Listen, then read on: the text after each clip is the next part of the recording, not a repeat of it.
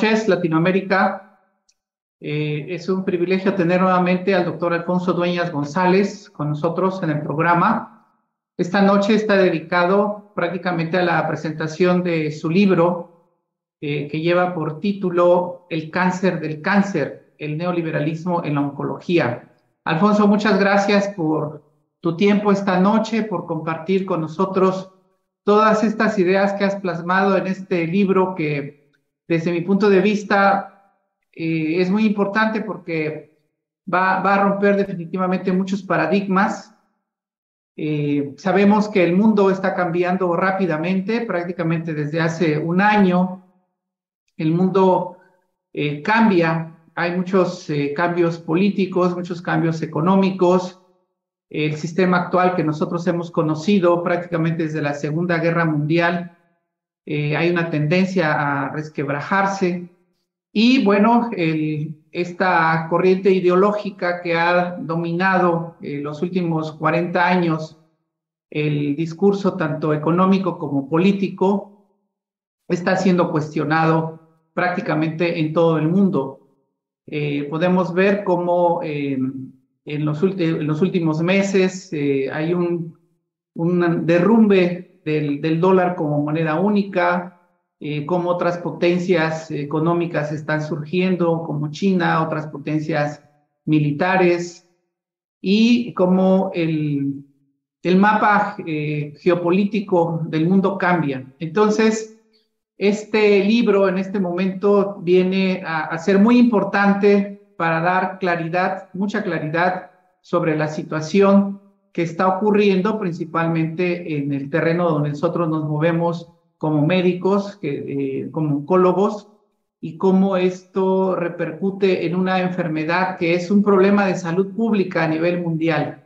El cáncer sabemos que ocupa uno de los primeros o segundos lugares como causa de morbilidad y de mortalidad, tanto en el mundo desarrollado como en los países en vías de desarrollo. Ya no quiero robarte más tiempo y te cedo la palabra agradeciéndote nuevamente el tiempo que has dispuesto para nosotros. Gracias, Alfonso. Francisco, el placer realmente es mío y mi idea básicamente es, pues, informar, ¿no? No convencer, informar. Y que cada uno de nosotros podamos, pues, tomar nuestras decisiones. Quizás si estamos de acuerdo, pues tratar de incidir en lo que podamos. Pero es una realidad que el mundo está cambiando y es una realidad que debemos de trabajar todos por la igualdad y por el derecho a la salud. Y por supuesto el cáncer, pues de suma importancia. Entonces, en este libro, pues básicamente lo que se proporciona una visión muy rápida de lo que es la globalización y el neoliberalismo, los sistemas de salud en el mundo, cómo afecta el neoliberalismo en los sistemas de salud. Y luego ya entramos un poco al cáncer, el panorama, cómo el neoliberalismo puede afectar el control del cáncer.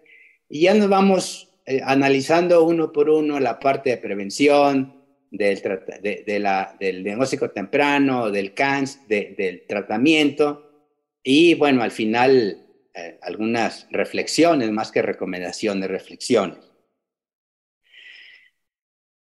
Entonces, a veces escuchamos frecuentemente globalización, neoliberalismo, y seguramente todos lo sabemos, pero vale la pena recalcar que la globalización es simplemente eso, un hecho histórico en el cual estamos como en una aldea global. O sea, las tecnologías, sobre todo las de comunicación, pues nos permiten estar al tanto prácticamente en tiempo real en todo el mundo, ¿sí?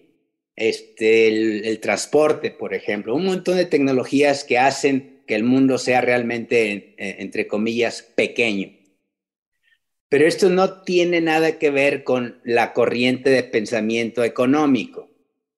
Lo que es el neoliberalismo es el proyecto político actual, político-económico, impulsado por agentes sociales, ideólogos, intelectuales y dirigentes políticos con identidad precisa. Y simplemente quiero resaltar lo siguiente, antes un panorama rapidísimo del neoliberalismo. El neoliberalismo no es un fenómeno nuevo. Desde 1770, Adam Smith, que se considera como el padre de este pensamiento, ya empezaba a abogar por un papel mínimo del gobierno en asuntos económicos. Para él era importante que el gobierno no se metiera para que el comercio pudiera florecer. Esto se había interrumpido unos poquitos años por Keynes, que propuso la teoría keynesiana. Él afirmaba que el Estado debería intervenir en la economía, sobre todo para mantener el equilibrio. Él decía que el mercado no se regula por el mercado. Tiene que haber cierta injerencia del gobierno. Y ya más recientemente, en el 44, von Hayek ya básicamente es cuando dio auge a esta corriente que surgió para combatir precisamente el keynesianismo, el papel rector del Estado y obviamente el solidarismo. Y se preparaba el mundo para un tipo de capitalismo duro, salvaje, sin reglas para el futuro. Entre 50 y 60, Friedman, otro economista neoliberal, tomó mucha relevancia oponiéndose a las políticas de Roosevelt en ese tiempo de la Gran Depresión en Estados Unidos. Y finalmente ya el consenso de Washington, que todos hemos oído hablar en el 1989, pues básicamente se reunieron Williamson, que es el creador de este consenso, obviamente el Fondo Monetario Internacional, el Banco Mundial y muchos funcionarios del Departamento de Estado y otros países industrializados, bancos, etcétera, economistas, en donde básicamente el consenso significa una receta de recomendaciones a los países pues, en desarrollo o endeudados, en donde para poder obtener apoyo económico tenían que adherirse a una receta de acciones neoliberales, ¿sí? Entonces, sin entrar mucho en detalle, algo que para mí es muy importante es que en el neoliberalismo la hegemonía es el del mercado y lo social toma menos relevancia. Lo importante es el interés individual, el individualismo. Por lo tanto, no se preocupan por si hay o no distribución equitativa del ingreso y la riqueza. Es decir, el mismo sistema considera naturales que haya las desigualdades, ¿sí? Y dicen que el éxito es producto del triunfo de los más aptos. Sin embargo, no dan un piso parejo. Ese es el gran problema también. Entonces, las políticas del Estado deben ser lo más pequeñas, lo más marginales posibles. Ayudas sociales solamente muy focalizadas y para mantener cierto orden social, no con la idea de repartir o generar menos desigualdad, ¿sí? Y bueno, pasando a los sistemas de salud, es muy importante porque todas las acciones que se pueden hacer en contra del cáncer están estrechamente relacionadas a qué sistema de salud haya en el país. Y solamente pongo algunos ejemplos para poner esto en perspectiva. Todos hemos oído hablar mucho y muy bien del sistema de salud de Estados Unidos. O sea, sin duda, muchísimas de nosotros, si tuviéramos los recursos, quizá nos iríamos a atender a Estados Unidos, porque sin duda es un sistema muy avanzado y de mucha innovación. Sin embargo, no es público como lo escuchamos, hay muchas desigualdades. En Estados Unidos, como ven allí, el 50% tienen atención seguros médicos privados grupales, 6% seguros médicos privados individuales, y el 20 y el 14% son sistemas del Medicaid o Medicare que dependen del gobierno, pero los individuos tienen que pagar algo así como el coaseguro, tienen que pagar. Solamente el 1% es pública gratuita, de los nativos americanos y los veteranos. Fíjense bien, en el año 21, casi el 40% de todos los estadounidenses adultos tenían un adeudo por atención médica.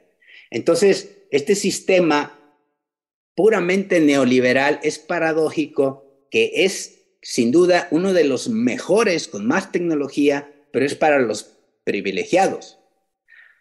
Y se gasta casi el 20% del PIB en salud. Es decir, le sale muy caro, a pesar de que los ciudadanos tienen que pagar mucho de sus bolsillos. Uno de los mejores sistemas es el de Inglaterra. Allí es 100% público. Lo opera lo que se llama el NHS. Es financiado totalmente o casi totalmente por los impuestos, y este sistema supervisa y financia y provee la atención en hospitales públicos, sistemas de salud públicos. Y ya un porcentaje pequeño puede pagar su seguro privado si quiere algunos otros beneficios. En Europa, en la Unión Europea, básicamente también es un sistema mixto, depende aquí de cada país. En algunos sistemas el Estado proporciona, digamos, el dinero para la atención, pero esta se hace en hospitales privados, consultorios privados.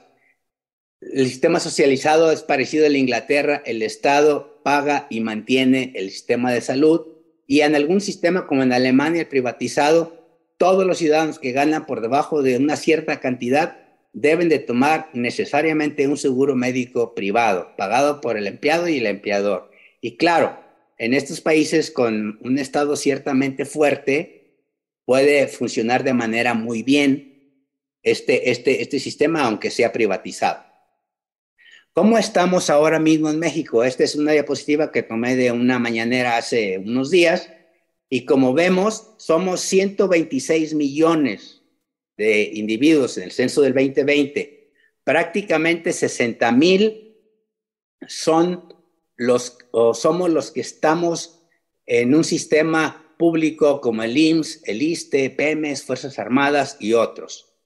Poco más de la mitad, el 66%, es esta población que no está cubierta por lo anterior, y que la meta es que sea cubierta por el IMSS Bienestar.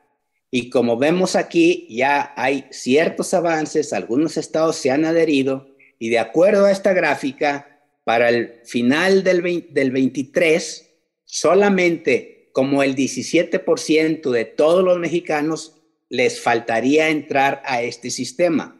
En esos 17.4% de población, la salud la proporcionaría cada uno de los estados, ¿sí? Entonces, si lo vemos desde este punto de vista, independientemente de cómo esté funcionando, si bien o mal, alguien está en desacuerdo o no, desde mi punto de vista, este es un paso muy importante para un sistema universal y gratuito.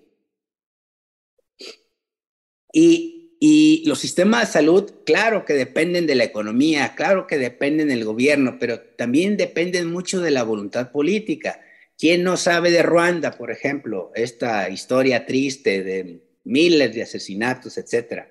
Bueno, ahora mismo Ruanda es uno de los países que más logros ha alcanzado en temas de salud, de sistema de salud, ¿sí? Es decir, que la voluntad política es muy importante para que los países accedan o tengan un sistema de salud mucho mejor.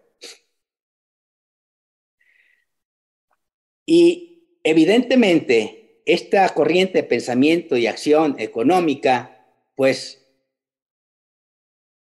como su nombre y su concepción lo indica, pues ha tratado de desmantelar el Estado como el principal promotor o proveedor del sistema de salud, ¿sí?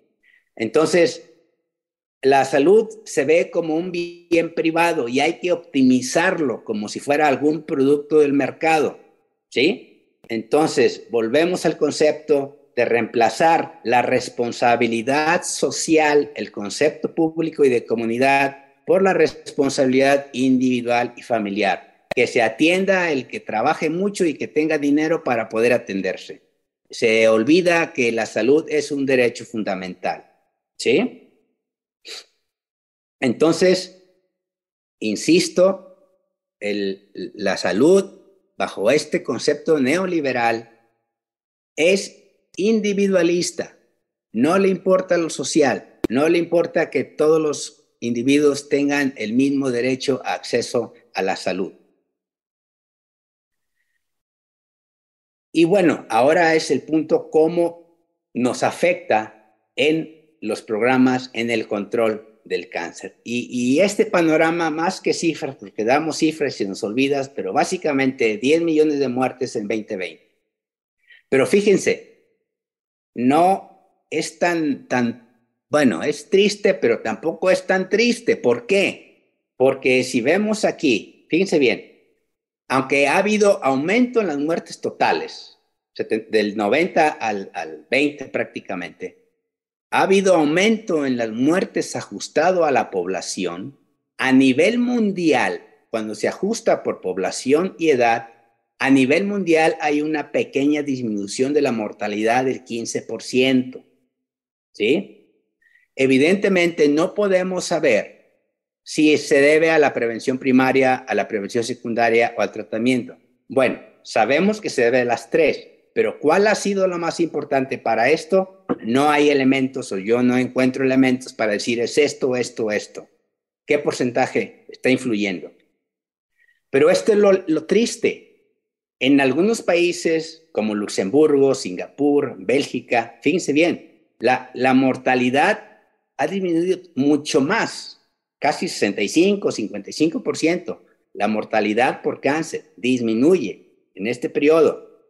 Pero ¿qué pasa en muchos países como Lesoto, Cabo Verde, Honduras? Aumentos impresionantes en la mortalidad. Esto también nos está diciendo la enorme desigualdad que existe en el mundo, en parte gracias a esta política mundial neoliberal, ¿sí? Solamente sabemos que los programas nacionales de control de cáncer son sumamente importantes para cualquier país. En el 18, solamente el 17 de todos los países de la ONU contaban con un programa del Plan Nacional de Control de Cáncer. Y este, sabemos, debe incluir desde un registro nacional que es fundamental hasta tratamientos optimizados de mayor relevancia, prevención primaria y secundaria, y sobre todo la investigación oncológica. Es fundamental de un programa para tener mejores intervenciones contra el cáncer.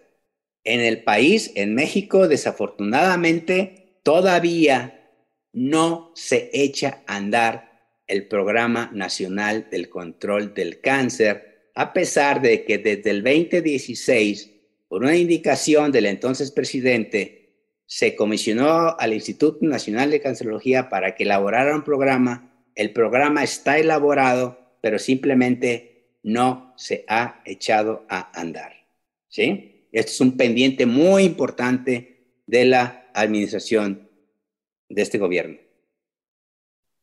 Bueno, entonces así muy rápidamente, un programa de control de cáncer, si vemos de una manera rápida, global, a ojo de buen cubero, primero, evidentemente está el Estado, el gobierno, y luego las autoridades de salud, por supuesto, el personal operativo, médicos, hospitales, etcétera, y pacientes.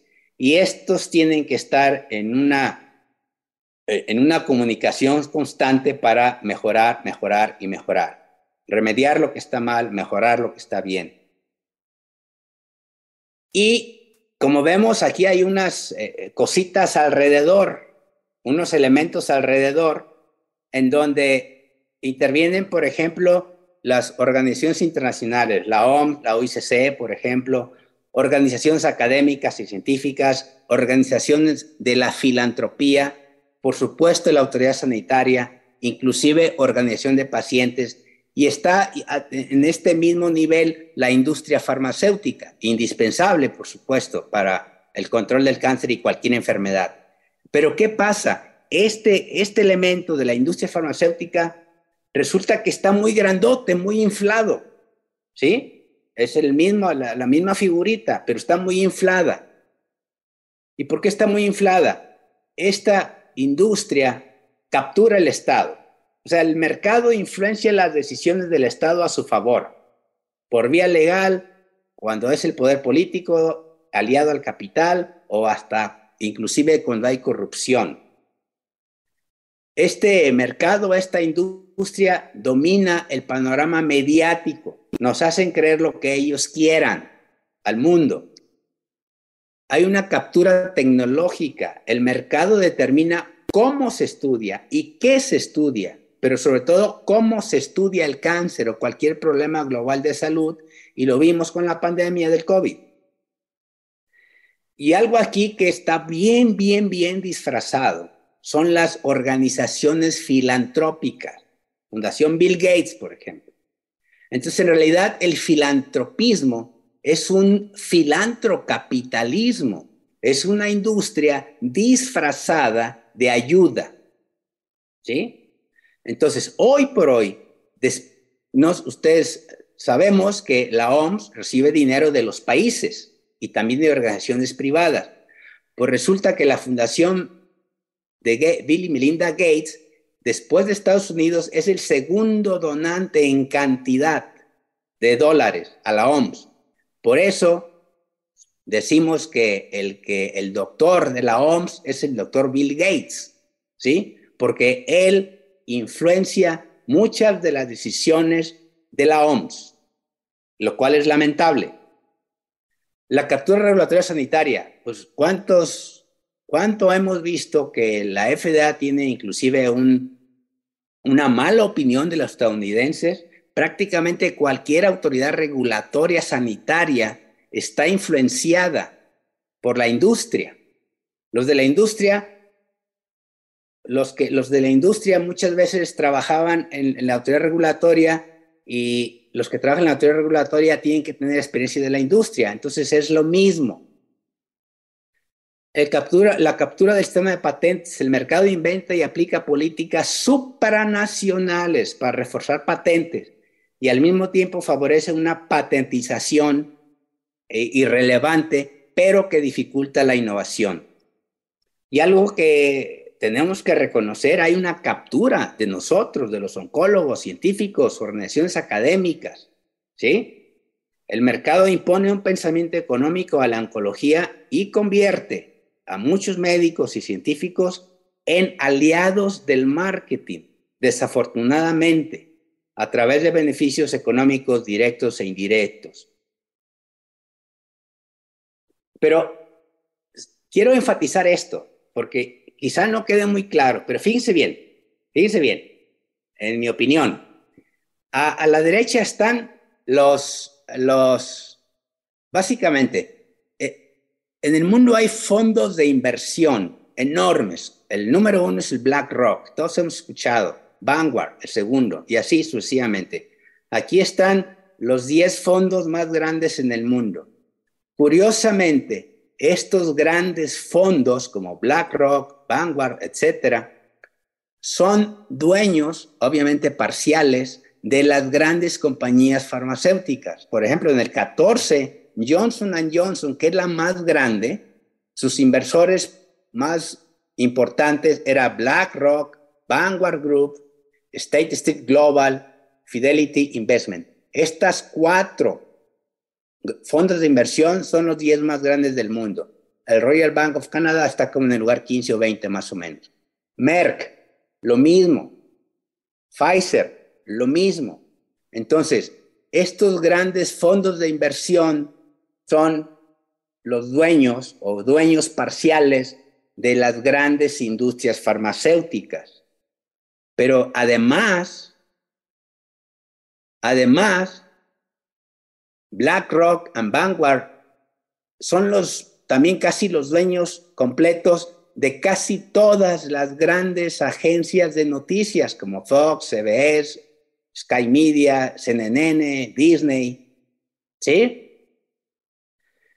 Y además, participan en compañías como Amazon, Facebook, Twitter. Entonces, pues dominan la información, dominan la industria, pues nos hacen al mundo pensar lo que ellos quieren, ¿sí? Y en relación al filantrocapitalismo, pues están igualmente conectados.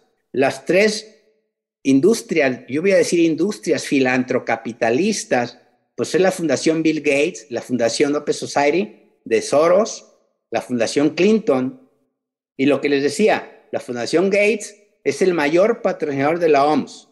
La Fundación Gates trabaja estrechamente con Pfizer, AstraZeneca, Johnson & Johnson, BioNTech y Bayer.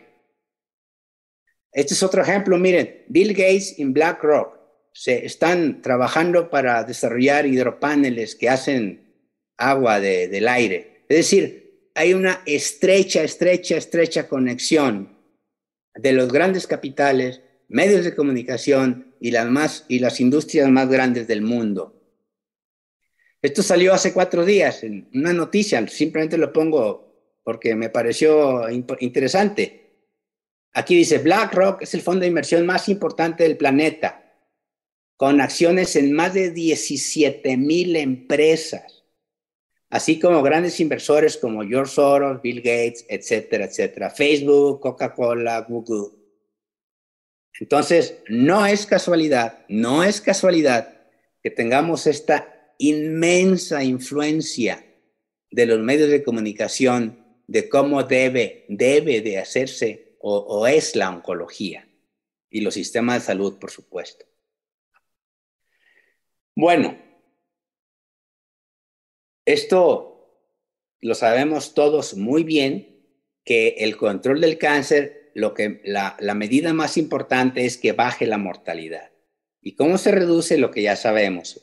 Prevención, diagnóstico temprano y tamizaje, que es prevención secundaria, y la prevención terciaria o tratamiento.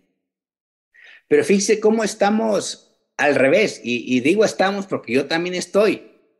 Yo por eso al principio de la semana pasada dije que admiraba mucho el trabajo de Francisco porque él se dedica mucho a la prevención primaria y secundaria. Pero miren, si equiparamos el gasto en investigación de acuerdo, que no es estricta esta relación, pero de acuerdo al número de publicaciones científicas, esto es lo que tenemos, miren. La inmensa mayoría de dinero, ¿sí? El tratamiento, prevención terciaria, se va al tratamiento, ¿sí? O sea, casi todo el dinero se va a investigación en tratamiento. Poco dinero se va a prevención primaria y poco dinero se va a prevención terciaria, ¿sí? Es decir, que no es lógico lo que estamos haciendo desde mi punto de vista, pero todos o la mayoría estamos metidos en el tratamiento por muchas razones.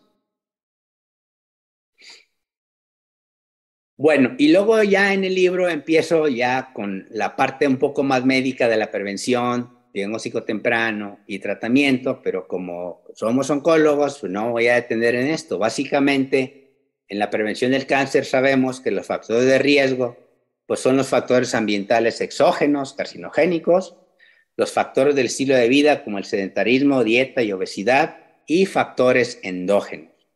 El punto es, ¿cómo el neoliberalismo, este libre mercado afecta o puede afectar estas intervenciones que deben de ser lideradas por el Estado? Y esto es relativamente simple y todo el mundo lo conocemos. La industria tabacalera, no saben la cantidad de dinero que invierte para impedir las legislaciones en contra del tabaco, ¿sí? Casi, como dice aquí, en los medios de comunicación, nuevos productos sin humo, el uso de Internet, nuevos medios, donde más del 70% del contenido analizado se identifica como pro-tabaco. Y dice, y si no fuera suficiente, hay muchas donaciones, sobre todo ahora con lo del COVID, a organizaciones benéficas y gobiernos de la industria del tabaco, como respuesta a la pandemia para que las empresas tabacaleras ganaran influencia y acceso a tomadoras de decisiones, ¿sí? Y así como que disminuir la mala reputación de la industria. Y aquí el ejemplo, lo repito, y perdón que sea repetitivo, pero hace poco, hace 2 meses, acuérdense, hubo un decreto para impedir la exposición de cajetillas en las tiendas. La Suprema Corte echó para atrás este decreto y ahora se vuelven a exhibir. Entonces, independientemente si fue el legislativo, el ejecutivo, la Suprema Corte, la realidad es que en este caso la corporación supranacional dominó al Estado mexicano en este aspecto. Lo mismo con el alcohol. La industria del alcohol es muy, muy, muy importante, muy grande y hace todo lo que es necesario en comunicación, en influencia con los gobiernos, con los legisladores de los países para estar en contra de las regulaciones y de la venta del alcohol, ¿sí? Y hace entregas de dinero filantrófico como medio de mercadeo indirecto de la marca, como lo hacen las industrias farmacéuticas, ¿sí? También financia investigación a investigadores para que difundan hallazgos que le convienen, ¿sí? Entonces, es una maquinaria muy bien aceitada para seguir fomentando el consumo del alcohol, que sabemos que es un carcinógeno importante. No se diga con los factores de alimentos, de ocupacionales. Por ejemplo, es normal, hay una batalla en la Unión Europea de los reguladores que quieren una regulación más estricta contra los representantes de las compañías farmacéuticas. En Estados Unidos, gigantes como Dow, DuPont y estas cosas, industrias que que generan un montón o muchísimos productos potencialmente carcinogénicos, se niegan a acatar regulaciones más estrictas. Lo mismo la industria de fertilizantes, ¿sí? Y por si fuera poco, el capital a través de los científicos y asociaciones académicas promueven intereses con informes engañosos y a veces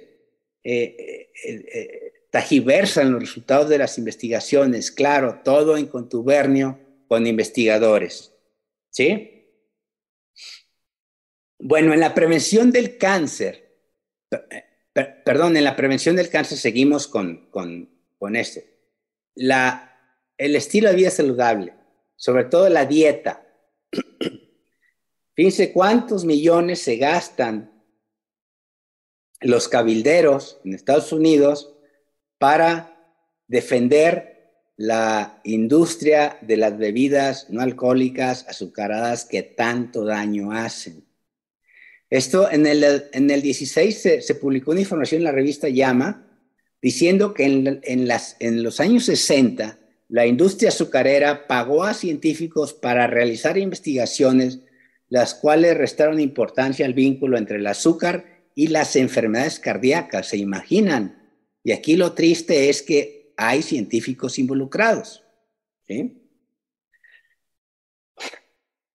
En este caso, en Europa, organizaciones impulsoras de la iniciativa Paren el Glifosato también exige transparencia en el Congreso de la Unión Europea y pide independencia de los estudios científicos para informar realmente lo que está pasando, ¿sí? En España, como en muchos países, los científicos son patrocinados de diversas maneras por la industria. ¿Para qué? Para minimizar el efecto dañino de las bebidas azucaradas no alcohólicas y otros alimentos potencialmente carcinogénicos.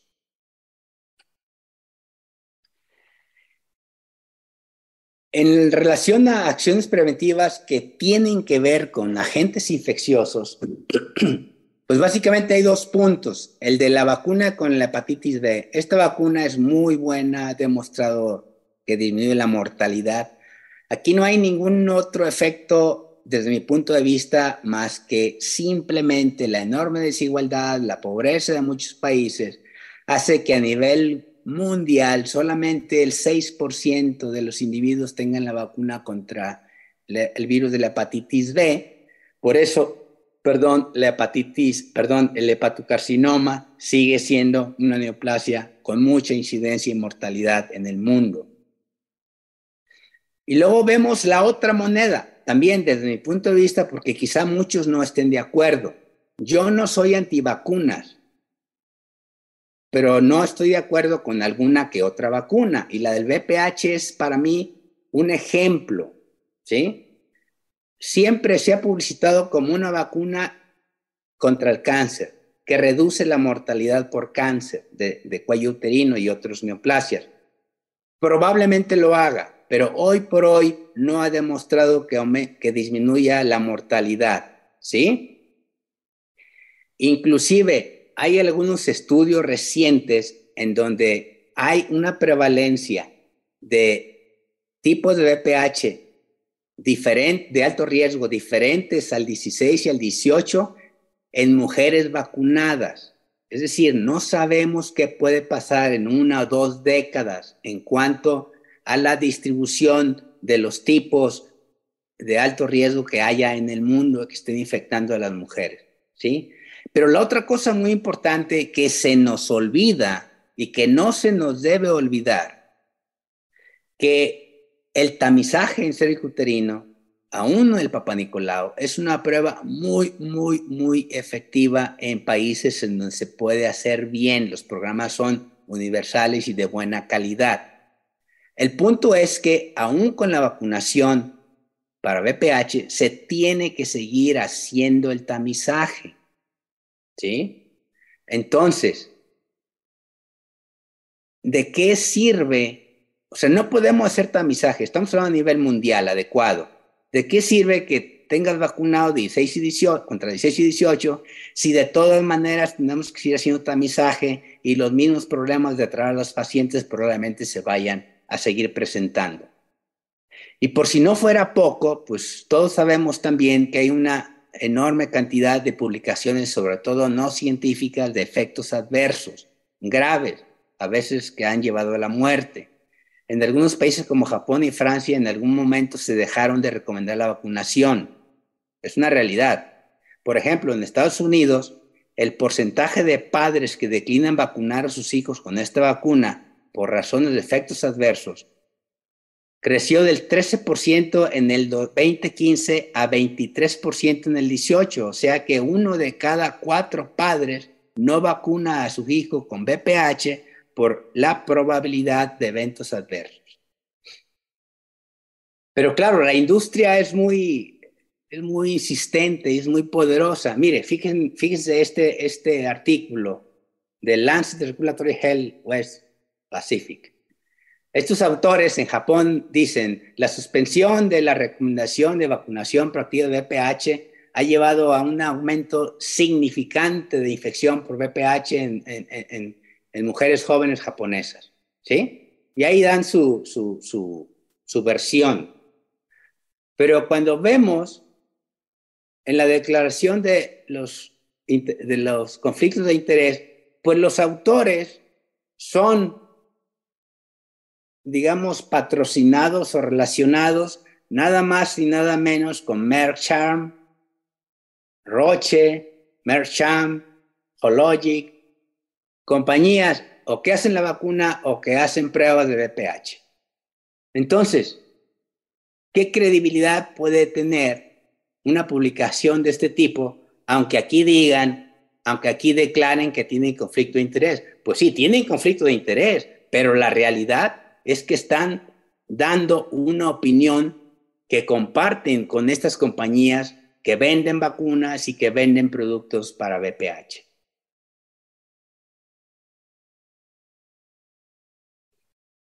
En la detección temprana yo veo que hay un poco menos de interferencia, pero una de las principales es que la comercialización o la mercantilización. Todos sabemos y lo vemos, por lo menos en México y seguramente en muchos países, que prácticamente todos los laboratorios de análisis clínico, los gabinetes de radiología, hacen una campaña para que nos hagamos pruebas de detección temprana de cáncer, prácticamente, vamos, sin ningún control, ¿sí? Quizá pensamos, bueno, esto puede ser bueno, pero no lo sabemos. No lo sabemos si esto es bueno, porque también puede llevar a un hipertratamiento, a un tratamiento de más o un sobretratamiento. Entonces, aunque parezca una buena acción a nivel de salud pública, no sabemos si esto es benéfico o no es benéfico, ¿sí?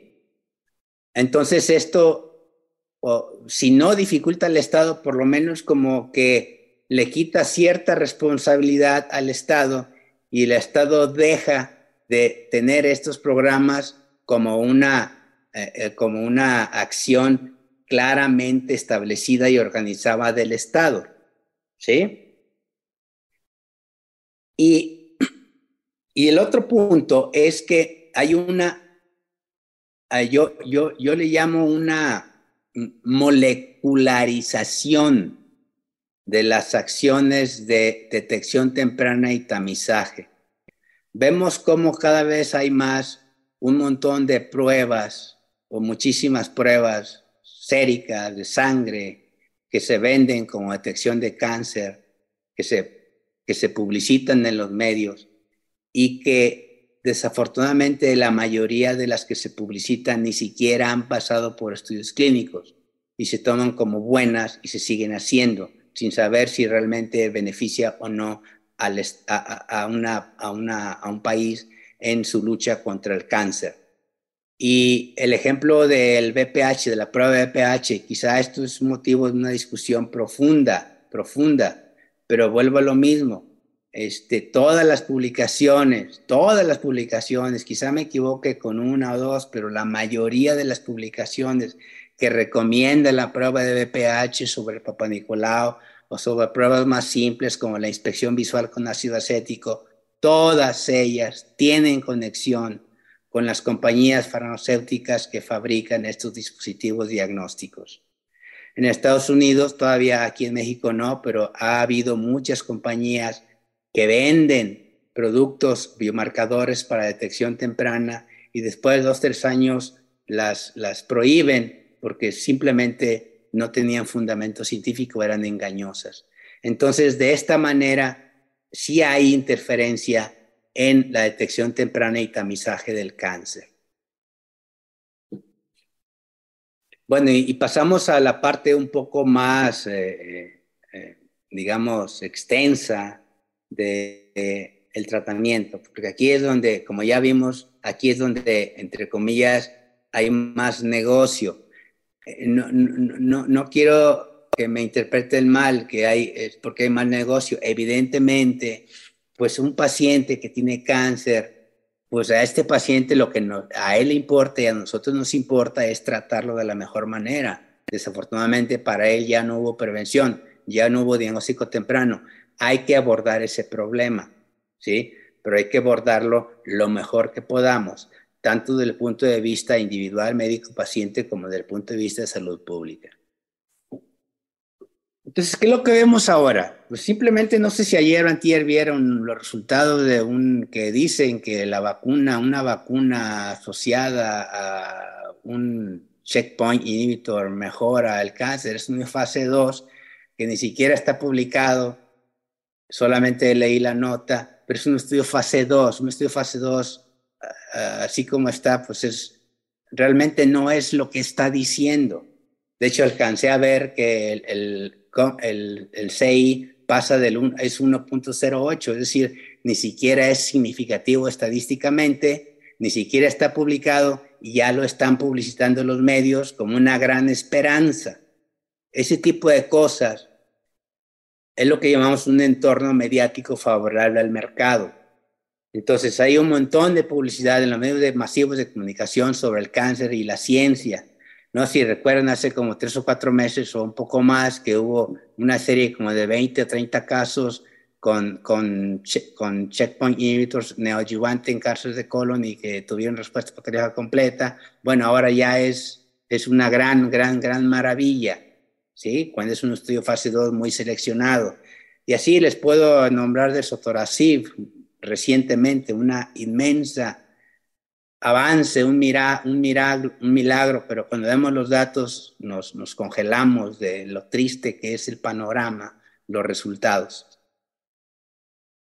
La publicidad directa al consumidor, que en Estados Unidos tiene mucho más apogeo que aquí, no solamente en productos de mostrador, sino con productos especializados. Entonces vamos a llegar a un punto en donde el paciente nos diga, ¿sabe qué, médico? Necesito que me recete este tratamiento porque esto lo leí en Google o en las noticias y no me interesa mucho lo que usted piense, pero yo quiero que me dé ese tratamiento. ¿Sí? En un país neoliberal en salud como en Estados Unidos, pues hay una gran cantidad de recursos que se utilizan en publicidad de los centros de cáncer, que el centro de cáncer fulano es mejor que el otro y que el otro y que el otro, y básicamente refieren historias de pacientes que se salvan, de pacientes famosos, de pacientes que relatan sus historias. ¿Y alguna vez han visto alguna publicidad de pacientes que fallezcan o que no les fue bien? Entonces, claramente esto es un engaño, como lo queramos ver, ¿sí? Aún en el mejor de los casos que lo hacen con la buena intención de generar optimismo, no lo hacen, ¿sí? La publicidad del médico, enormes cantidades de dinero que se destinan a promocionar productos directamente con el médico. Y lo que ya sabemos todos, que todos lo hemos, inclusive yo lo he pasado hace tiempo, la captura del médico, cómo ahora hacen líderes de opinión, ¿sí? Un líder de opinión pues tiene un buen ego, se refuerza el ego y quizá hasta en el fondo piensa que está haciendo un bien a la sociedad, pero la realidad es que es un producto perdón, una ayuda, un individuo que está ayudando al marketing de un producto, aunque lo haga con buena intención, en mi opinión, no es más que un elemento del marketing de la industria farmacéutica. Lamento si alguien no está de acuerdo, pero eso es lo que pienso y precisamente por eso vamos a discutir al final. Bueno, esto también lo comentamos la semana pasada y esto puede ser motivo de que volvamos a platicar.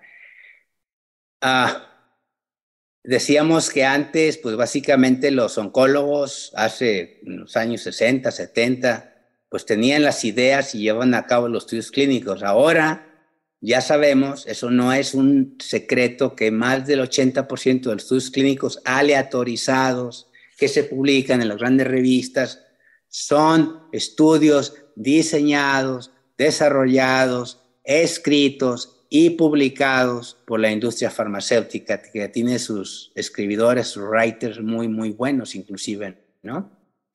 Entonces, casi la mitad de los hoy productos contra el cáncer se han aprobado con estudios no aleatorizados, con la promesa de comprobar esos estudios en estudios fase 3, que nunca se hacen, o si hacen y salen negativos, no se publican. Y no sé si ustedes sepan, pero la FDA en su ley no tiene la capacidad de retirar un producto del mercado, sino que tiene que ponerse de acuerdo con la industria farmacéutica y la industria farmacéutica voluntariamente retire el producto. No hay manera de obligarlo a que lo retira por ley. Los estudios con brazo control inferior, bueno, hay casi el 20% de todos los estudios aleatorizados, si los leemos con cuidado, el brazo control es inferior. Una de las cosas más ocurridas es lo que la industria dice, el tratamiento de elección del investigador. Pues sí, pero te da 2 o 3 opciones, no es realmente una elección del investigador, es una elección de ellos, te da a elegir 2 o 3 medicamentos que generalmente no son los mejores. El cruzamiento inapropiado, el famoso crossover, que en principio cuando deberían de permitirlo no lo permiten y cuando sí debería y cuando no deberían de permitirlo sí se permite o viceversa. Es decir, hacen cruzamientos para obtener con más probabilidad un estudio positivo. Cruzamientos que le convienen al estudio, independientemente de si le afectan o no al paciente. Y también lo mencionamos un poco la semana pasada. Ahora ya es normal, ya es común que aceptemos como un endpoint valioso la progresión, el periodo libre de progresión de la enfermedad. Eso ya es nuestro nuevo estándar, ¿sí? Y independientemente de lo que de cada producto, cómo se pueda valorar, si es cierto o no es cierto. Simplemente, si hemos dicho que, que el control de cáncer requiere reducir la mortalidad con estudios que solamente aumentan el periodo libre de enfermedad de progresión, no vamos a reducir la mortalidad por cáncer. Entonces es necesario que repensemos qué es lo que está pasando y que cada vez seamos más estrictos en valorar los beneficios, no solamente a nivel individual, sino a nivel de salud pública, para todos aquellos que trabajamos en instituciones públicas, porque es una cantidad de dinero brutal que se desperdicia, por llamarlo así, porque eso puede utilizarse para otros pacientes, no solamente de cáncer, para muchas enfermedades, muchos pacientes. Y esto que también es ¿cuántas veces ustedes han visto en las noticias, inclusive en las revistas científicas, este tipo de palabras: breakthrough, game changer, miracle, cure, home run, revolutionary, lifesaver, marvel? Entonces resulta que ya es normal encontrar este tipo de descripciones de algunos productos o de muchos productos del cáncer, ¿sí? Y no, o sea, es curioso. Nosotros los médicos nos jactamos de que actuamos en relación a la evidencia, nos basamos en la evidencia. Entonces, este tipo de adjetivos superlativos no tienen que ver con la evidencia. Es un fenómeno puramente mediático, mercantilista, ¿sí? O sea, no quiere decir que no haya productos que realmente cambien, como el melanoma, por ejemplo, el cáncer renal, en mieloide crónica, pero son la excepción más que la regla. Y aparte, no sé si se han dado cuenta, pero lo pongo allí en el libro, pero yo revisé algunos artículos fase 3 de los años 80, comparaban una cosa contra la otra, y las conclusiones eran simples, es decir, el resultado era negativo, pues la conclusión era negativa. Y ahora este fenómeno se llama spin, las conclusiones con spin, con con la vueltita a la tuerca, en donde de alguna manera dicen, pues no sirve, pero sí se recomienda para esto y para esto, ¿sí? Entonces, claramente, y eso no es de la prensa, eso es de las revistas científicas, que a pesar de que el estudio es negativo, le sacan lo positivo y recomiendan lo positivo. Y esto es súper fácil de observar en cualquier artículo que lean, o en la mayoría de los artículos que lean.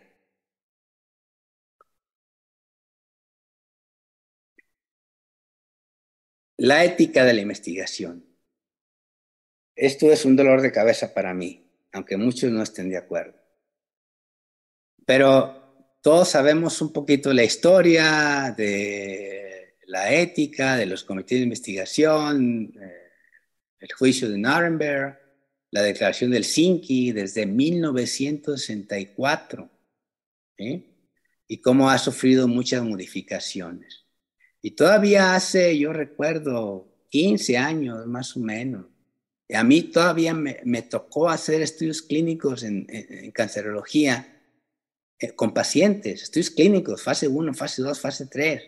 Y la verdad es que el protocolo, pues lo escribía yo, se aprobaba en una semana, un mes, hacían algunos comentarios y se acabó. Hacía uno el estudio. Y así era en el mundo. Y ahora, pues, ¿qué les puedo contar a ustedes? Hay una absoluta hiperregulación, ¿sí? Hiperregulación ética. Entonces, ahora los protocolos pueden tener 200, 300 páginas, cartas de consentimiento de 10 hojas, que los pacientes leen en 17 segundos. Pueden rechazar o pueden rebotar un protocolo, como en el ejemplo que pongo en el libro, decía prurito y decían que era comezón, entonces no estaban de acuerdo si era prurito o era comezón, rechazaron el protocolo para la corrección, se tardó un mes, o que había una diferencia de formato de la letra, si era Arial o era Times, total que eso lleva al retraso, ¿sí? Entonces, pues antes no había CROs, uno podía hacer el estudio. Ahora hay CRE, es una industria de la CRO, es una industria de los comités de ética, hay comités de ética privado.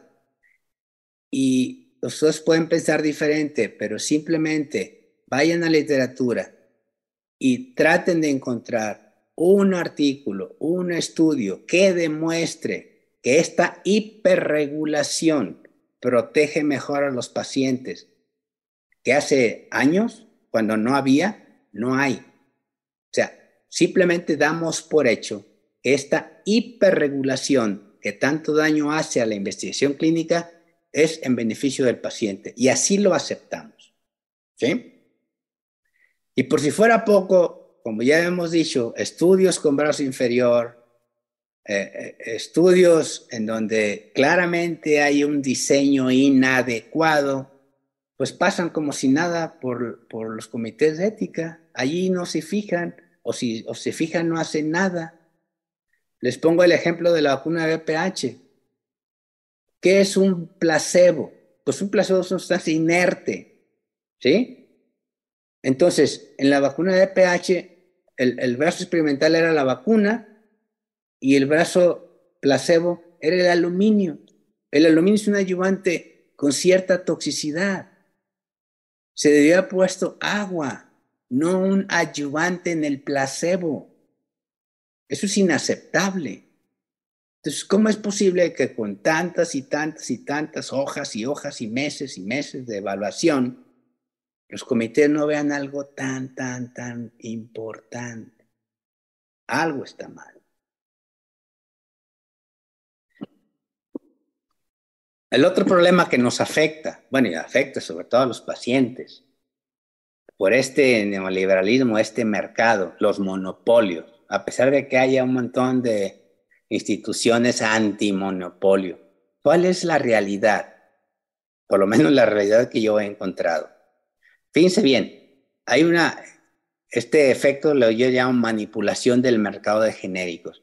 Para que tengan una idea, en los productos no oncológicos genéricos en Estados Unidos, cuando entra el genérico, básicamente, como viene aquí, el precio se reduce poco más o a veces el 90%, ¿sí?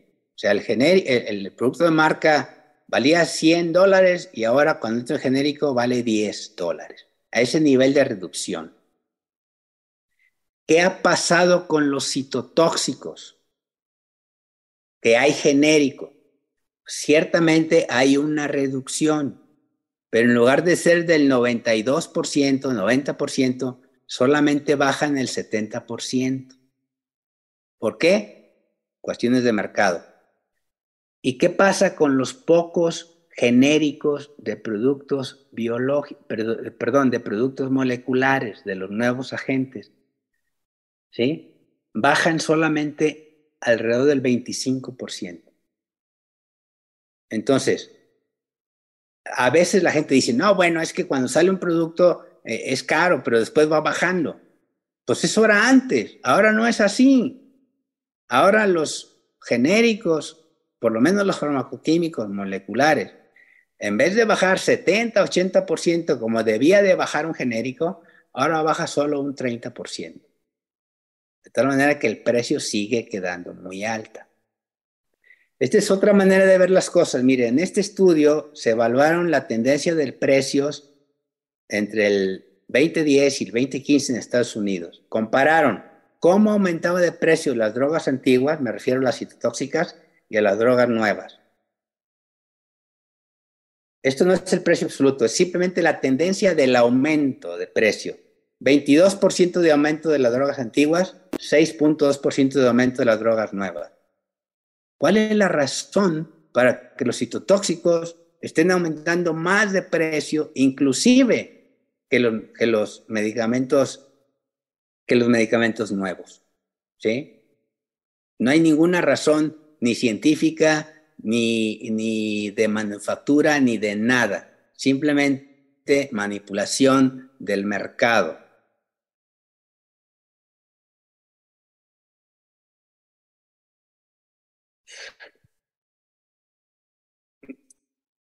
Y esto, básicamente, otra vez, es por los monopolios. Antes no había gran interés de las compañías de genéricos, eran compañías relativamente pequeños. Pero como ahora está siendo un negocio más grande, si se fija bien, en Estados Unidos en el 95 prácticamente no hubo fusiones de compañías. Y sabemos que las fusiones pues es sinónimo de monopolio. Para el 16, ¿sí? Hubo ya casi el 35% de todas las fusiones en el sector farmacéutico fueron de compañías de genéricos. Ahí está la explicación. Hay un monopolio de genéricos. ¿Sí? Entonces, otra vez, este es un fenómeno estrictamente comercial para maximizar el lucro en este caso, los medicamentos del cáncer.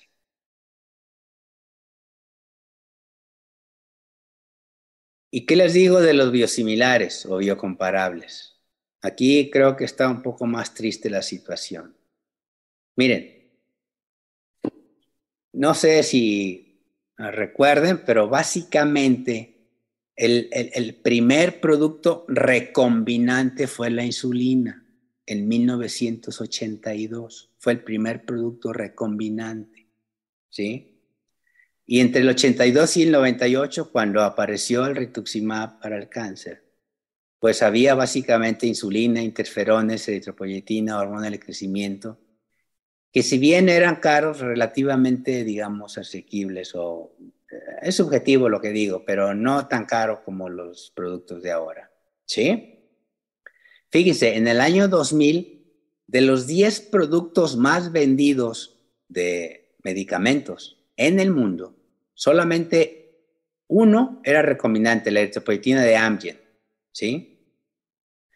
Pero desde el 98, con la aparición de rituximab y todos los casi 50 o más anticuerpos monoclonales que tenemos ahora, en el año 2020, de los 10 productos farmacéuticos más vendidos, 5 son recombinantes, ¿sí?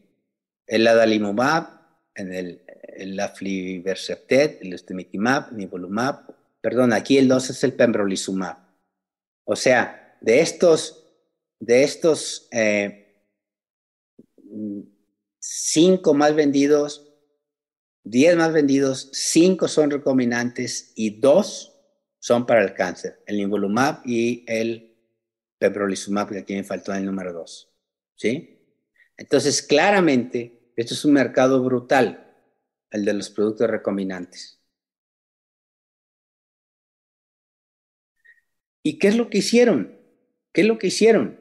Es triste. Bueno, primero, Sabemos que los productos farmacoquímicos, los medicamentos comunes y corrientes, pues son moléculas relativamente simples y pequeñas, ¿sí?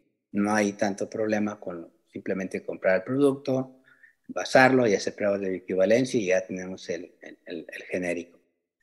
Pero es una realidad que los productos recombinantes, las proteínas recombinantes, los anticuerpos monoclonales, proteínas de fusión, etcétera, pues son macromoléculas, son productos complejos. Evidentemente, su manufactura es más compleja. De hecho, hay un principio que dice la manufactura es el producto. En principio, no hay dos productos igualitititos, porque el proceso de manufactura es el producto, ¿sí? Pero fíjese la hipocresía. Cuando no había productos de segunda generación, solamente había insulina, interferones y bla, bla, y solamente los productos los hacían las grandes compañías farmacéuticas. Las grandes compañías farmacéuticas peleaban con la FDA para que hubiera regulaciones más laxas y pudieran hacer sus productos sin tantos requisitos.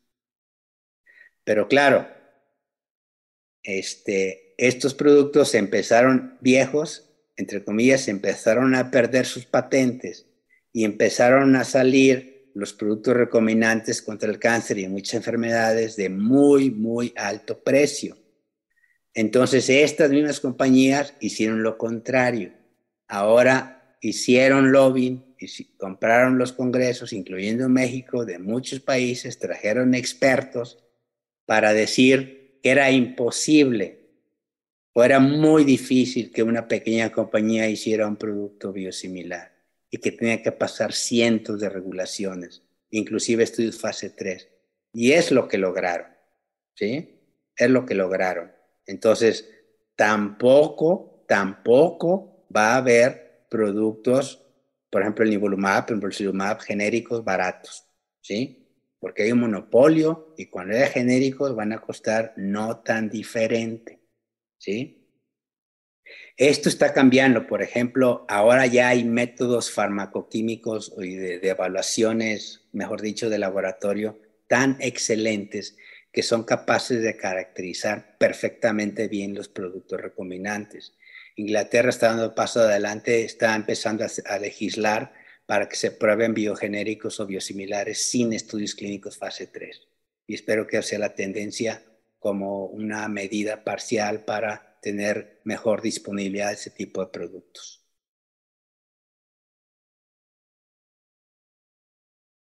Bueno, también como parte de este dominio supranacional del pensamiento, ahora hay una teoría de la mutación somática ligada, digamos, en el aspecto un poco comercial a la medicina personalizada.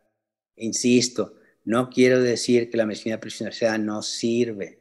Evidentemente es un logro, pero hay que situarlo en la medida real, ¿sí? Entonces, a partir de la revolución molecular que inició en la mitad de los 70s, la medicina moderna utiliza este abordaje para el entendimiento de las enfermedades y el descubrimiento de drogas nuevas. Evidentemente, las agencias de funding, las agencias que apoyan con dinero para investigación, públicas o privadas, pues solamente apoyan las investigaciones moleculares que tienen que ver con los genes. ¿Por qué? Porque están relacionadas a la teoría predominante. Y se nos olvida que, no sé si recuerden, pero Claude Bernard se considera como el fisiólogo más importante en la historia, el concepto de homeostasis.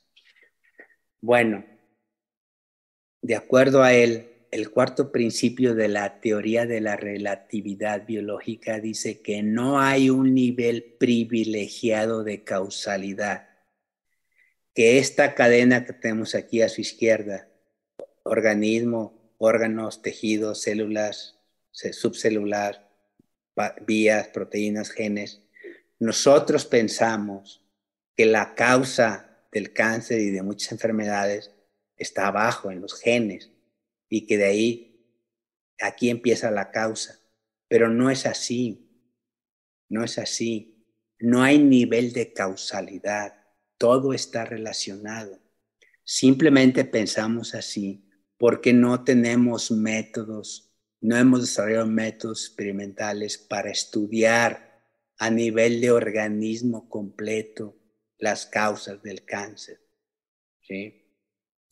Entonces no digo que esté mal, pero sí hay que saber que no necesariamente los genes son las causas y por lo tanto son los únicos blancos que hay que atacar. Si ustedes ven cualquier libro de texto, dicen, actualmente el punto de vista del cáncer es que es una enfermedad genética. Perdón. Lo que sabemos, lo que dicen los libros de texto ahora es que se dice, el cáncer es una enfermedad genética, es una enfermedad de los genes, ¿sí? Y eso es una realidad, no es una teoría. Lo aceptamos como realidad, ¿sí? Por ejemplo, aquí dice un libro de texto, dice, el cáncer resulta de alteraciones genéticas que afectan el ciclo celular, el control. Otro dice, el cáncer es dirigido por mutaciones somáticas adquiridas y alteraciones cromosómicas que llevan a la acumulación gradual en el tiempo. Otro dice, el cáncer se desarrolla por un proceso repetitivo de expansión clonal, diversión genética y selección clonal. Y como dice abajo, ninguna de esas frases deja alguna duda de que los genes es el responsable del cáncer. Y así lo aceptamos. ¿Sí? ¿Y cuál es el problema de esto, de este fenómeno en la ciencia, en cualquier área de la ciencia? Que cuando una teoría se trata como un hecho, pues limita la posibilidad de que pensemos diferentes. O sea, somos autocomplacientes en la ciencia. Entonces, cuando no apreciamos las paradojas o lo que no está bien, lo que no nos checa, entonces perdemos el potencial de pensar diferente y hacer cosas diferentes. Eso lo decía Niels Bohr, ¿se acuerdan? Un gran físico. Entonces, cuando nos damos cuenta o cuando aceptamos que no está todo bien con esta teoría, entonces podemos pensar diferente. Esa es la importancia de que pensemos de que la teoría de la mutación somática y la medicina personalizada, si bien es cierto, no necesariamente es correcta en todo y es la única manera de que podamos avanzar. Miren, no lo pongo aquí por tiempo, pero yo siempre pongo unos artículos. Me encontré 5 artículos en Nature Science, las revistas más importantes ya de hace tiempo, en donde encuentran un 20-25% de tumores de muchos tipos, pulmón, mama, gástrico, cerebro, riñón, hígado, etc. Tumores sin mutación. Obviamente con estos métodos de secuenciación genómica masiva. Y lo curioso es que no lo discuten. Es decir, no les llama la atención que haya tumores sin mutación. No les llama la atención. Eso es autocomplacencia. Hay experimentos en donde, por ejemplo, ponen células de melanoma o de teratocarcinoma, células malignas, en el blastocito de un ratón. Y el ratón da origen, bueno, y ese blastocito da origen a ratones normales. O sea que la célula maligna, pues dio origen a un ratoncito normal. O sea, el ambiente fue más fuerte que los genes. Hay muchos experimentos en donde la inserción de cuerpos extraños con ciertas características geométricas produce cáncer o no produce dependiendo de sus características geométricas. El asbesto no es genotóxico, pero es carcinogénico. Produce una carcinogénesis no genotóxica. Entonces, con lo que voy es que hay muchas paradojas con la teoría de la mutación somática y la medicina personalizada que no las apreciamos. Y si no las apreciamos, tenemos el riesgo de que no podemos cambiar. Miren, también luego me paso con esto, ¿no? Pero a veces me divierte. Porque no lo pongo aquí, pero la industria del factor de impacto, la industria de las revistas científicas, pues ya lo dije, es una industria muy lucrativa, con gran influencia. Simplemente, ¿en dónde publican los estudios fase 3 positivos de la industria? En New England, en Lancet, básicamente, lo más importante. Y es una bendición para la industria. Cuando un artículo se publica ahí, diga lo que diga, el resultado esté como esté, es ya el éxito, es la bendición. Cuando el resultado, francamente, es negativo, porque todavía cuando es medio negativo lo pueden publicar ahí, pero cuando es francamente negativo, lo publican en el Annals of Oncology, en Thoracic Oncology, en revistas de segundo, tercer nivel, y no los publican rápido, lo publican cuando le toca. Bueno, entonces, si ustedes se fijan, para que vean esta discordancia, hay más de 35 millones, eso lo busqué hace como un mes, más de 35 millones de artículos publicados en PubMed. ¿Sí? Más de 35 millones. De esos, casi 5 millones son de cáncer.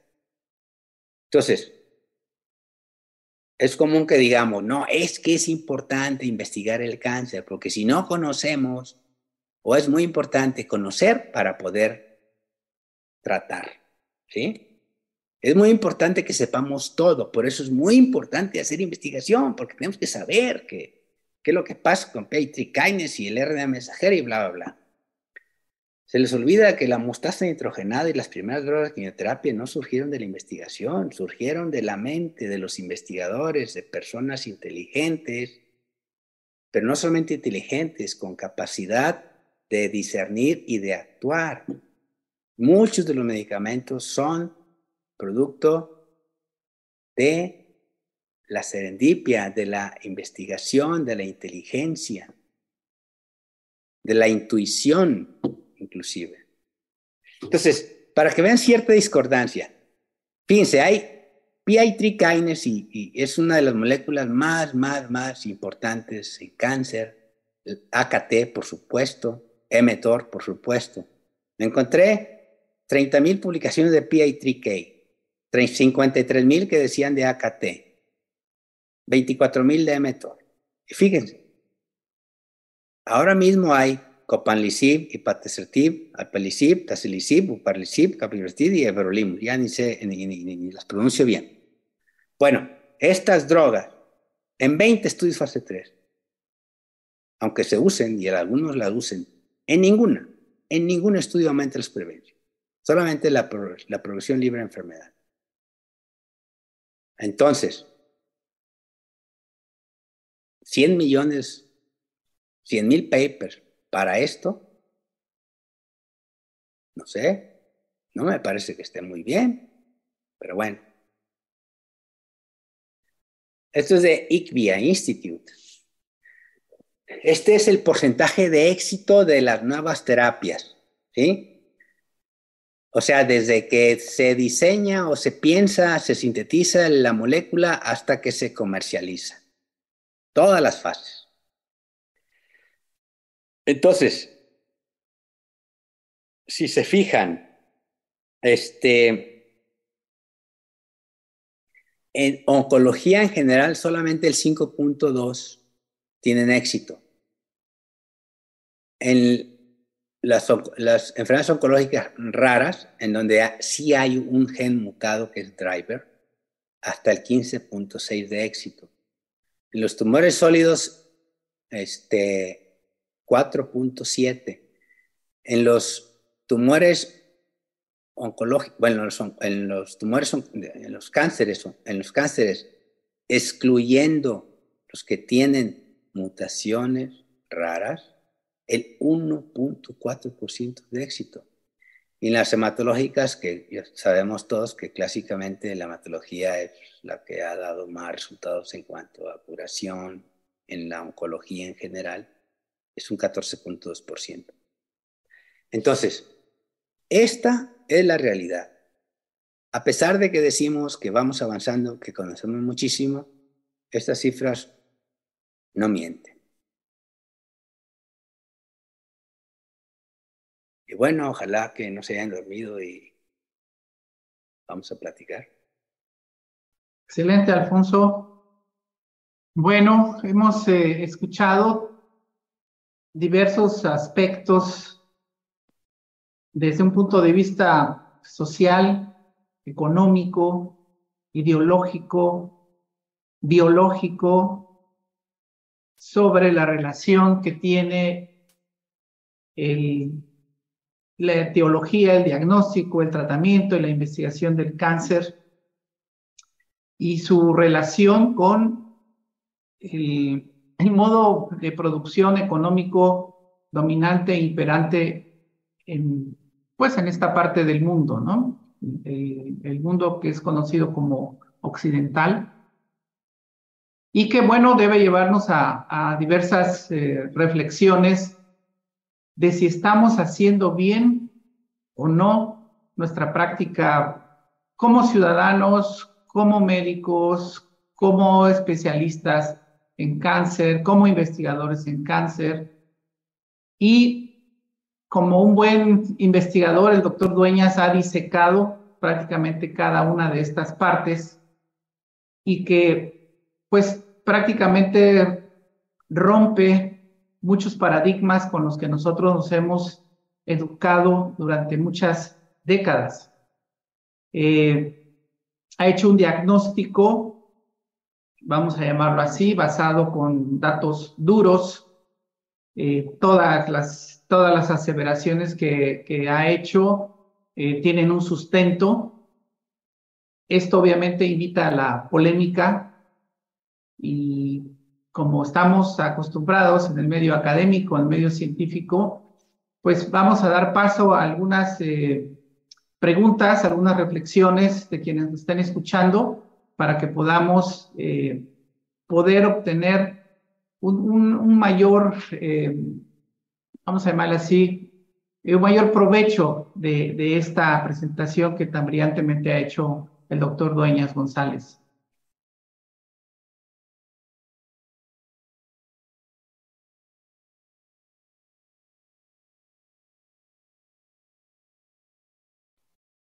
Bueno, parece ser que todo el mundo quedó impactado de los que están conectados.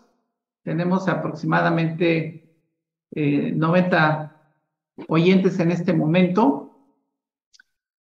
Y bueno, voy a expresar unas reflexiones que van a servir o que pueden servir también para que las conversemos en este momento y que posteriormente cuando nuestros colegas o el público interesado en estos temas se pueda sumar a este debate. Podría resumir que el problema del neoliberalismo, como lo has planteado, Alfonso, es básicamente el abandono del Estado o de los estados en su responsabilidad como proveedor de todas las condiciones para que los ciudadanos tengan acceso a la salud. ¿Esto qué ha significado? Este abandono se ha reflejado básicamente en que, como dice la frase común, los espacios que se abandonan tienden a ser ocupados por otros. Entonces, este abandono ha sido ocupado, vamos a llamarlo aquí, por todos los poderes fácticos que influyen o han estado influenciando y siguen influenciando para que la salud sea vista más como una mercancía que como un derecho humano. Y este es el meollo del asunto. Eso es lo que viene explicando la existencia de los sistemas de salud o las modalidades que tiene cada sistema de salud en cada uno de los países de cada continente.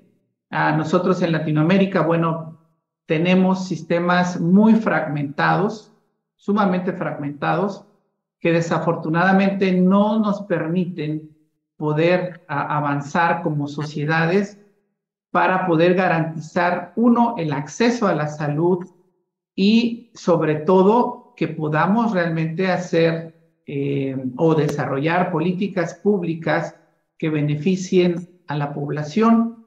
Has mencionado diversos ejemplos, ¿verdad? Pero bueno, aquí, desde mi punto de vista, tienes elementos para hacer un diagnóstico de lo que está sucediendo. Entonces, yo siento que la reflexión o el debate en el que debemos estar envueltos, todos como ciudadanos, como profesionistas, como investigadores, es qué hacer, qué vamos a hacer, dónde tenemos fortalezas para poder ir revirtiendo esta situación, dónde están nuestras mayores debilidades, o sea, dónde podemos luchar y podemos obtener resultados donde podamos realmente nosotros ganar como ciudadanos, como sociedad, y donde en este momento no podemos competir con los poderes fácticos, pero sí cómo podemos ir elaborando durante el tiempo presente y el futuro para que podamos revertir esta situación. Voy a ejemplificar. Desde mi punto de vista, aunque parezca paradójico, pero nuestra mayor fortaleza está en la prevención primaria y en la prevención secundaria. Considero que ahí es donde tenemos más posibilidades de ir revirtiendo la situación.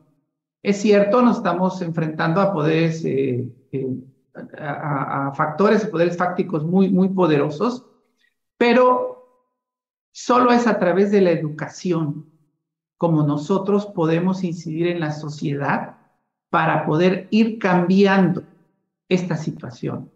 Es el camino más largo quizás, pero es el más efectivo. Tenemos que hacerle entender a nuestros niños, a nuestros jóvenes, sobre la necesidad de ir cambiando sus estilos de vida. Quizás en población adulta, en población ya más de edad más avanzada, sea más difícil. Pero si emprendemos políticas públicas dirigidas a los niños, dirigidas a los jóvenes, dirigidas a los maestros, a los educadores, a los mismos médicos, para incidir y modificar estos estilos de vida que estamos teniendo, podemos realmente tener un impacto como sociedad para revertir problemas como es el tabaquismo, problemas como es el alcoholismo, la obesidad, ¿sí? Que los malos hábitos alimenticios que definitivamente constituyen alrededor del 70% de las causas del cáncer, ¿sí? Más los temas de tipo ambiental, donde también a través de educación podemos ir modificando. Y dejar una parte que es muy pequeñita, la parte genética, que bueno, se pueden hacer otro tipo de acciones, pero está en nuestras manos, ¿sí? La parte del tratamiento es un terreno difícil, no es un terreno nuestro, porque desafortunadamente no tenemos en este momento las políticas públicas que fomenten el desarrollo de más investigación nacional, más investigación regional, más investigación dirigida al desarrollo quizás de nuevos medicamentos, pero en base a los factores epidemiológicos de nuestra realidad, no solo de México, sino de toda Latinoamérica. Y Tenemos que también generar políticas públicas para apoyar a la industria nacional, para que generemos una industria farmacéutica nacional más acorde con los requerimientos, las necesidades que tenemos como países en nuestra región. Pero es muy importante, la clave va a estar o está en que nuestros gobiernos inviertan más dinero en educación y en investigación. Y ahí está nuestra tarea, cómo influir para que podamos revertir esta situación donde el Estado abandonó su responsabilidad social para brindar el acceso a la salud a cada uno de sus ciudadanos.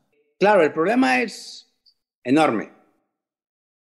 Mi perspectiva es que precisamente la información, hacer este tipo de conferencias, hacerlas más públicas, que llegue también a los pacientes la información y que como sociedad exijamos al gobierno, hablando específicamente de cáncer, el plan integral del cáncer. Eso no puede esperar. Eso está escrito desde el 16. Ahora creo que están escribiendo otro. No podemos esperar a tener un plan escrito perfecto. Sabemos lo que hay que hacer. El registro de cáncer. Hablando en términos muy simples. El registro de cáncer. La prevención primaria. La comunicación. Que el Estado realmente no se deje influenciar por las compañías transnacionales de alcohol, tabaco, carcinogénicos. 1. Los programas de detección temprana. O sea, ¿cómo es posible que no tengamos coberturas ni del 100% de CSU, menos de mama, nada de próstata, poco de pulmón? Y la tercera parte, ya tenemos el problema, tenemos muchos casos de cáncer. ¿Cómo hacer? Y eso depende también de nosotros los médicos, que el dinero alcance para más pacientes, más seleccionar mejor los tratamientos. Entonces, mi opinión es la opinión pública, ejercer nuestra opinión pública para que el gobierno se sienta presionado, para que empiece a andar el Programa Nacional de Cáncer que contempla todos estos factores. Si no empezamos, pues nunca vamos a ver si es bueno o malo. Ok, puede ser malo, pero hay que empezarlo. Eso es mi idea, esa es mi opinión. Bueno, definitivamente una de nuestras debilidades es que como país y como región, toda Latinoamérica, prácticamente no existen planes de control del cáncer, no tenemos registros nacionales de cáncer, no sabemos realmente cómo estamos, inferimos qué problemas tenemos, pero es diferente inferir a decir, aquí están los datos duros, ¿sí? Entonces, definitivamente tenemos que incidir para que nuestros países tengan implementados, no solamente en el papel, los programas nacionales de cáncer. Y bueno, no esperemos a que lo hagamos al 100%, pero sí tenemos que ir dando los pasos, ¿sí? Tenemos que ir poco a poco o a veces de manera un poquito más acelerada para que esos programas nacionales de cáncer realmente se implementen. Mientras no los implementemos, estamos dando golpes de ciego, ¿sí? México es un ejemplo de cómo todas las instituciones jalan por su lado. Así es. Todos los involucrados en el problema del cáncer jalan por su lado, ni nos conocemos, ¿sí? ¿Cuál es la relación, por ejemplo, que tienen las oficinas o las dependencias de la Secretaría de Salud dedicadas al cáncer, ¿sí? Con las instituciones que atienden a los pacientes con cáncer, ¿no? O con la población general que debe recibir todos estos servicios de educación, de prevención, ¿no? De acceso oportuno, de diagnóstico oportuno. Entonces, cada quien hace lo que se le ocurre y lo que puede hacer con los recursos que tiene. Y ahí es donde nos falta coordinación a todos. No se trata de sustituir a unos por los otros. Se trata de que optimicemos los recursos que tenemos. Tenemos muchas dependencias, tenemos presupuestos en cada una de estas dependencias y lo que tenemos que hacer es sumar, simple y sencillamente, ¿sí? Un ejemplo es, bueno, ¿por qué no se coordinan todas las instituciones de salud, las más grandes, el IMSS, Cancerología, el ISSSTE, ¿sí? Las más pequeñas como Pemex o la Marina, para tener una política única con respecto al cáncer, ¿sí? Y sí, que todos estos organismos dependientes de la Secretaría de Salud se sumen a ello. O sea, yo no veo por qué el presidente de Secretaría de Salud no les dicen, a ver, siéntense ustedes 10, hagan algo, empecemos, ya. No lo veo imposible. Ya está escrito. Esa es una cuestión de decisión política, pero ¿no? Eso tenemos que presionar como sociedad. Lo más importante, Alfonso, me parece que esto definitivamente tenemos que difundirlo. Muchos de nuestros colegas seguramente están en shock. Es lo real, porque prácticamente dinamitas muchos de los conceptos tradicionales en los que hemos sido educados. Todos hemos sido educados bajo esos principios, ¿no?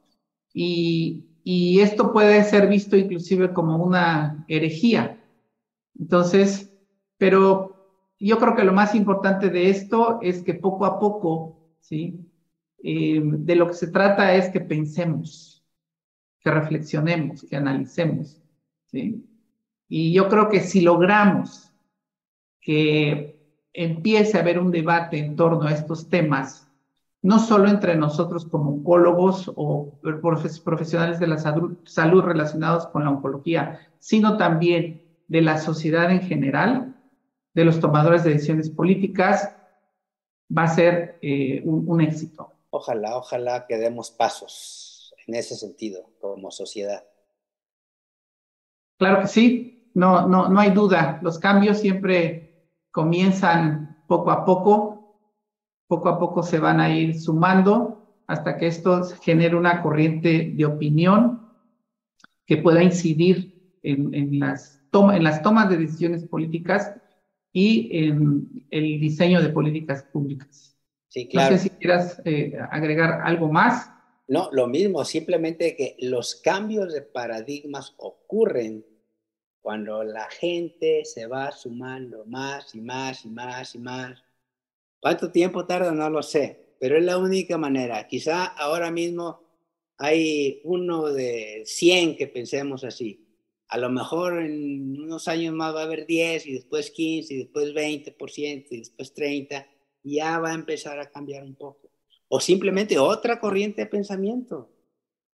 Pero la cosa es empezar a ver otras cosas, ver hacia otro lado, otras posibles soluciones. Hay que ser más optimistas. Estamos viviendo un tiempo de cambio a nivel global. Y esto es una coyuntura muy favorable para que el pensamiento se esté revolucionando en todo el mundo. Muy bien. Pues Francisco, te agradezco muchísimo. No, al contrario, muchas gracias. Esperemos contar con tu participación, que siempre llama a la reflexión. Tus conceptos son eso, ¿no? Invitan al debate, invitan a la reflexión y es lo que necesitamos. Muchas gracias, Alfonso. Muchas gracias a todos. Al contrario, muchas gracias.